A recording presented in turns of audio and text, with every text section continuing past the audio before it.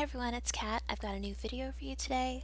So last time we looked at my top 10 things that you need to go back and get that you maybe don't know about, and we tackled the first five, the easiest five things that you could go and get. Today we're going to look at the five hardest. So starting off with number one, it's going to be all your epic items. So the good news is that you don't need to go back and do epic repercussions. You don't need to do epic 1.0, right? The spells for that are just given to you automatically as you level now. With epic 2.0, you can get your spells now as well without having to do the entire quest line. So after you finish Chaos Descending and the signature line there, what you want to do is come to Maris Library. You want to find the sage, Al Her Callan, and he will sell you the epic 2.0 spells for your class. Now it's going to cost you some plat, it's going to cost you some status, but he has both of those spells available for you. Okay? And you can pick them up from him. Now it was pretty easy, right? And you're thinking, hey Kat, why was that on the hard list? Uh, because you may have noticed the versions he sell you are apprentice. So yes, they do level all the way up to ancient, and yes, you do need to take care of that, right? So how do you level those up? How do you upgrade those spells? There's a recipe book for awakened abilities. It does drop from doing the Chaos Descending trade skill, the daily, or you can find someone who already has those recipes scribed and they can commission it for you. Now, the difficult part about getting those upgraded though is a certain rare mat that you have to have. It'll drop from doing dailies or weeklies in either Chaos Descending, Planes of Prophecy, or KA, but it's the Planner Energy Fragments. Okay, so to do the lower level spells, and you do have to scribe every single version of this, starting with Journeyman to Adept to Expert, Master, Grandmaster, Ancient is the lesser, and the superior ones will take you all the way up to Master. Okay, to get to Grandmaster and to get to Ancient requires the greater frags, and unfortunately, it's been reported is that people are having no luck whatsoever with those dropping if they haven't done Epic 2.0 the hard way. So it looks like it's not on the loot table for them. We used to be able to get them from the PQs and KA, but you might just have to research those until we get confirmation that someone's getting them from somewhere else. Okay, well, those are the spells, right? Is that all that you can get for doing Epic 2.0? Is no, we actually got a really, really awesome orange rune at the very end of doing Epic 2.0. And I know you're thinking, okay, well, how awesome was this orange rune?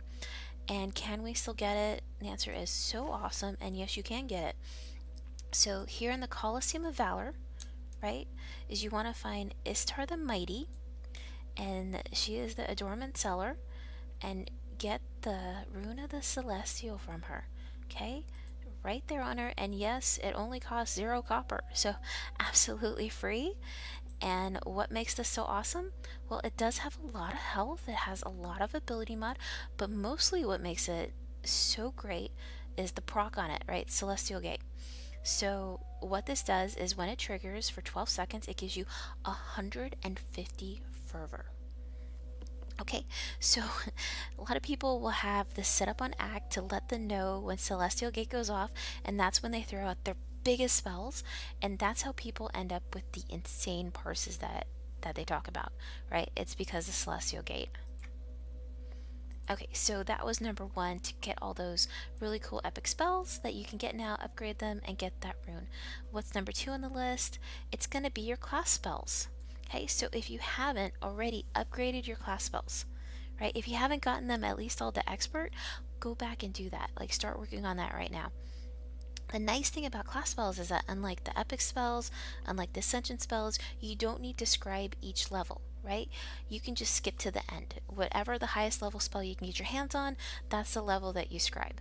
Okay, so if you can find a GM or if someone gives you a Grandmaster, just scribe that right away. No need to go back. But it should be very easy for you guys to get everything at a minimum to expert, okay? Because all that requires is harvest.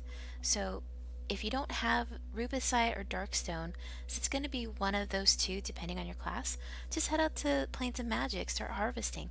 Like, you'll get there eventually. If you're not a sage, make friends with one. They come in handy, or ask someone in your guild to help you out. Okay, so number 3 on my list is all the little extras that you can get to add more potency. Okay, so you're thinking, okay, what little extras are you talking about? Well, starting in Plains of Prophecy, we got some new tinkered recipes for temporary adorns. Okay, so these are adornments that go onto your already adorned gear that last for a certain amount of hours. And there's all different kinds, ones that did health, ones that did CB. The ones I'm going to show you are the ones for potency. And these ones, the maintain tinkered insight, lasts for 8 hours, gives you 25 extra potency, and you can put it on 9 different items. So all your gear here, as well as your primary and your offhand, and all you do is right click, click use, click the item, click OK. And there we go. I've got an extra 25 potency. And I can, like I said, I can do that on all these different pieces, and every little bit adds up. Is that the only little bonus that you can get potency from? No, it's not. The status merchant in Mirror's library sells these temporary recipes that let you craft a couple items, and usually it's a temporary spell or it's a potion. One of the ones that she has is this bionic power link. Okay, and you want to go buy this from that person immediately. Okay, she sells it. He sells it for Archivist Tremist, and it gives you 400 extra potency. But the really, really cool thing about this is this very, very last sentence here is that this effect stacks when cast by multiple casters. Okay, so in your group, you cast this, you get an extra 400 potency. Everybody in your group casts this, extra 2000 potency for everybody. Okay, awesome, right? Okay, so one more thing that you can do is there's actually a potion. And it's that same status merchant in Mirror's library that sells the best version of this. It's the Elysian Elixir of Intellect. Okay? And the unfortunate thing, though, is that this version of the potion, as well as there's a even better potion, a version of the power link called the rigged power link. That and the Elysian is, they only sell them for raid coins. So I know it's very disappointing. Not very happy about it myself either. The Elysian actually does drop from trade skill crafting occasionally, sometimes, if RNG really, really likes you. But the second best version of the Thunderous Elixir of Intellect is sold by Amarat here in the Colosseum of Valor. So last year's version, it beats the celestial version that alchemists make with the new X pack. So between your temporary adorns, between your power link, between your elixir of intellect, all those will help give you just that little bit more potency, and they do kind of all add up in the end. Alright, so number 4 on my list is going to be a fervor buff that you can get with a friend. Okay, you guys, if you're new, you maybe haven't heard of this, or maybe if you're returning, this might sound vaguely familiar, but what about the heart bond? Okay, so from an RP standpoint, it's basically it's the in-game version of being married in Norath. So you get heart bonded to someone, you get a little title that you're heart bound to so and so, but in practicality, it's a fervor buff. Okay, so someone that you play with, someone that plays the same hours as you do. If you guys are both logged on at the same time, it's 15 extra fervor.